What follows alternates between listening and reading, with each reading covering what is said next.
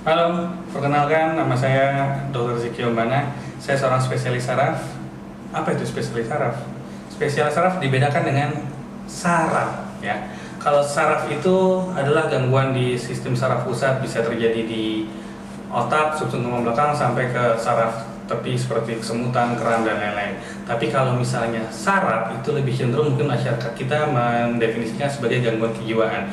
Itu adalah gangguan yang harus berobat atau ditangani oleh psikiatri, bukan seorang dokter saraf atau neurolog.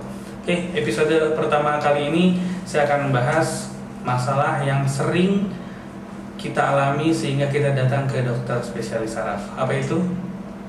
Sakit kepala. Oke. Apa bedanya sakit kepala dengan pusing? Kita harus bedakan dulu antara sakit kepala dengan pusing. Loh, bukannya sama aja? Beda.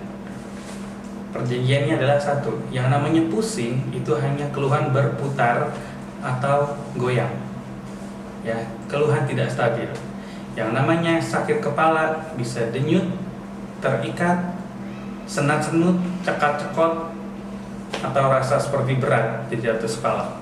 Oke, jadi kita harus pastikan dulu kita berobat dengan pusing atau dengan sakit kepala. Karena apa? Karena pusing dan sakit kepala memiliki obat yang jauh berbeda. Apakah keduanya bisa berbarengan? Bisa. Bisa saja orang sakit kepala sertai pusing, demikian pula sebaliknya. Oke, kita akan bahas tentang sakit kepala. Sakit kepala ini mungkin lagi naik daun ya, karena memang banyak beberapa. Kemarin ada seorang artis yang meninggal dengan keluhan sakit kepala. Awalnya kita bicara sakit kepala, jangan terlalu meremehkan sakit kepala. Karena apa? Sakit kepala itu harus kita bagi menjadi dua. Ada yang namanya sakit kepala primer atau sekunder. Bahasa gampangnya adalah sakit kepala yang biasa atau sakit kepala yang bisa berbahaya. Sakit kepala primer atau sakit kepala yang biasa itu kita bagi menjadi tiga kalau dari ilmu saya. Ada yang namanya nyeri kepala tipe tegang, migrain, satu lagi namanya sakit kepala tipe cluster. Sedangkan sakit kepala sekunder itu yang tipe bahaya, bisa diakibatkan karena satu, stroke, tumor, infeksi, atau cedera kepala, atau proses-proses bahaya dalam kepala lainnya. Kita akan bahas yang pertama tentang nyeri kepala tipe tegang. Ini adalah nyeri kepala yang mayoritas datang ke dokter spesialis saraf. Nyeri ini mengganggu tapi tidak berbahaya. Seperti apa? Yuk kita kenalin. Yang pertama, untuk nyeri kepala tipe tegang paling sering terjadi pada wanita usia muda, sekitar belasan sampai 30 di bawah 40 lah. Sakit kepalanya seperti apa? Sakit kepala mulai berasal dari tengkuk, menjalar ke depan, mungkin seperti pakai helm atau jilbab kekencangan ya.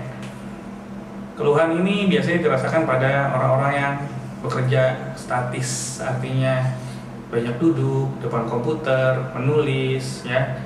Biasanya orang-orang yang kerja di kantor sering mengalami hal ini. Sakit kepala seperti apa? Rasanya seperti berat, kaku di belakang sampai menuju depan. Kalau diskalakan sakit kepalanya dari 0 sampai 10, sakit kepala ini ada di sekitar ya 5-6. Artinya orang ini masih bisa bekerja, masih bisa untuk beraktivitas, tapi sangat mengganggu. Oke. Sakit kepala ini biasanya akan bisa disembuhkan satu dengan pelemas otot, dengan anti nyeri, dan ubah lifestyle. Artinya kita perbanyak olahraga. Apabila kita bekerja dalam hal yang harus duduk statis, kita harus lebih sering bergerak. Oke? Jadi sakit kepala ini tidak bahaya, tapi tetap harus kita kontrol ke dokter untuk memastikan apa ini hanya sekedar sakit kepala tipe tegang. Kemudian yang kedua, migrain. Ini sering. Siapa yang nggak tahu tentang migrain ya? Migrain ini paling sering juga pada perempuan. Pada perempuan usianya variatif, tapi biasanya untuk migrain ini satu, dia punya riwayat dalam keluarga. Artinya apabila si ibu, si kakak perempuan, si nenek, si tante pernah mengalami sakit kepala migrain, kemungkinan pasien ini juga akan mengalami sakit kepala migrain. Artinya memang ada faktor keturunan dari garis perempuan. Kemudian apalagi sakit kepala ini tipenya satu yang paling khas, bedakan dengan sakit kepala yang pertama saya sebut tadi, adalah berdenyut. Denyutnya di sebelah mana? Oke.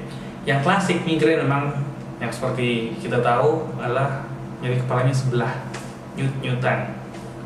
Tapi apakah kalau dua-duanya nggak bisa dibilang migrain? Bisa. Jadi migrain itu bisa kanan kiri. Kata kuncinya adalah berdenyut. Kemudian durasinya 4-72 jam. Berikutnya, dia memiliki gangguan sehingga rasanya akan lebih tenang dan nyaman kalau di tempat yang sepi dan gelap. Ya, ingat, migrain ini diperburuk dengan berisik dan cahaya terang. Oke. Kemudian migrain ini punya pencetus. Pencetusnya apa aja? Macam-macam.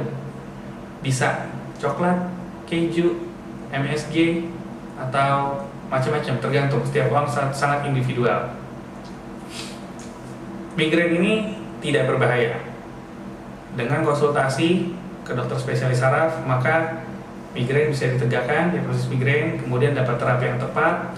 Apakah ini migrain hanya harus dihilangkan nyerinya atau migrain ini harus dikontrol, itu ada kriteria lebih lanjut. Dokter spesialis saraf Anda akan mengetahuinya. Yang ketiga, kita akan bahas adalah cluster. Nyeri kepala tipe cluster.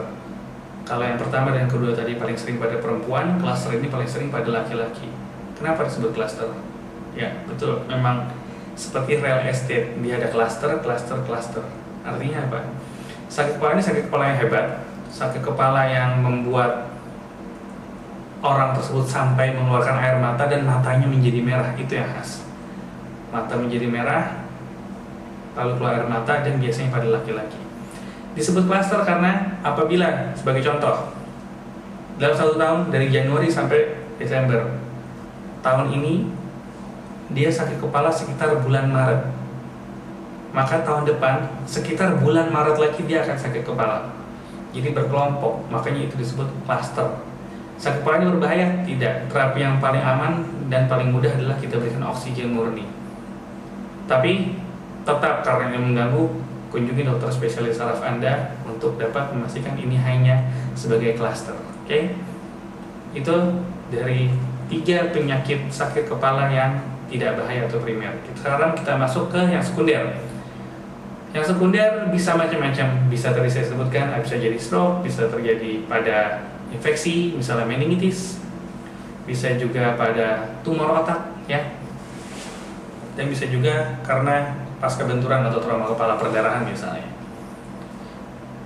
Untuk memastikannya, caranya panjang, tapi sebagai simpelnya saya akan bikin lebih mudah.